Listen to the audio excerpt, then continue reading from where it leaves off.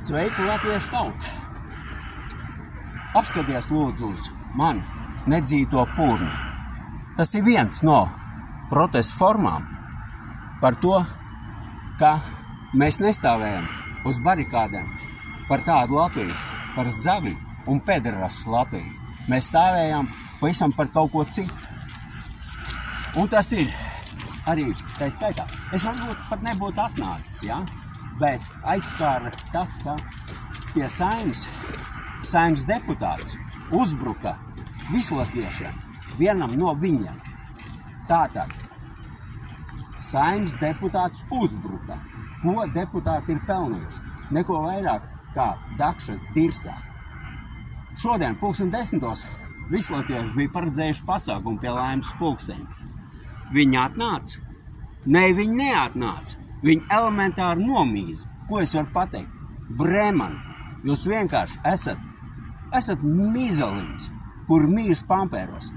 Jebš konkrētāk tev ir izteikts priekšlikums, no kura tu nevarēji atteikties.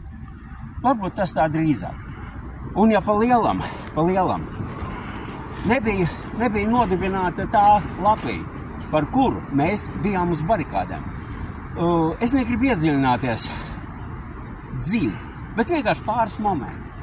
Ir viens no, kur ir Latvijas brīvvalsts 1936. gada soda likums, kur ir Latvijas brīvvalsts 1922. gada vēlēšana likums. Nē, tie netika pieņemti.